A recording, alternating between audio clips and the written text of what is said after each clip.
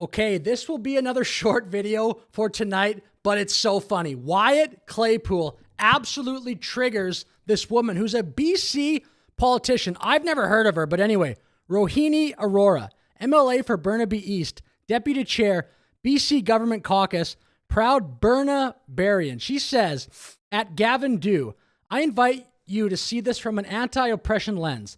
Misogyny, hatred of, aversion to, or prejudice against women. Prejudice, an irrational attitude of hostility directed against an individual, a group, a race, or their supposed characteristics. Now, she will demonstrate, in my opinion for sure, this exact thing to Wyatt Claypool, popular YouTuber, probably, perhaps at least you've heard of him before. I'll quickly play the 8-second, 9-second, I guess, clip that she quotes here. She will sit meekly and do what she is told. She will sit meekly and defer to men in suits. She will sit meekly. So she will sit meekly. She will sit meekly.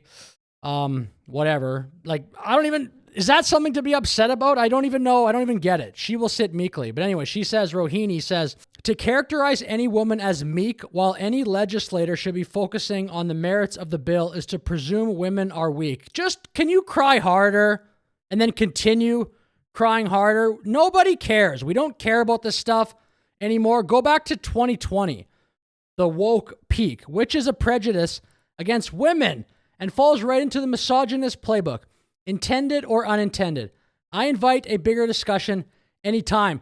Maybe don't be in politics. Go write books on feminist theory or something, because people are allowed to talk. Okay, now I think we get to the good part. Wyatt Claypool, you seem prejudiced against a lot of people. I remember when I spoke to you at an event and mentioned Thomas Sowell, and you condescendingly said he comes from a colonial perspective.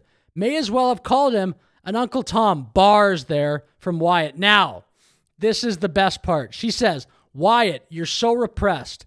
You want a woman like me so bad, but will never get one because in the real world, you freeze up the second we match your keyboard gangster energy.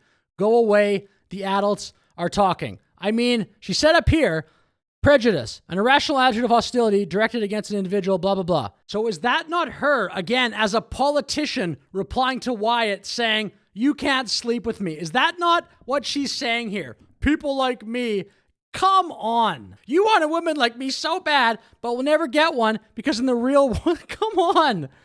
Who says something like that? When you're a politician, I mean, on one level, I like trash talk and stuff like that, so whatever, but then you're going to be called out because you're essentially saying, hey, Wyatt, I wouldn't sleep, someone like me at least, wouldn't sleep with you.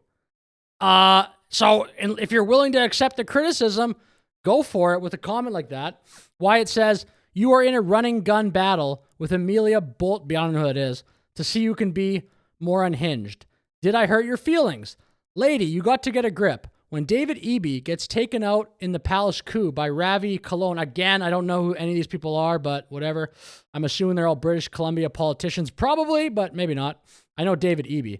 How long do you think it will take for him to put you next to the fire exist? I don't know if fire exit probably he meant of caucus. Ravi has the sense to keep the crazy near the door so we can dump it before the next election. I mean, what is that? You were paid by taxpayer dollars. How are you oppressed? I'll just read some of these comments.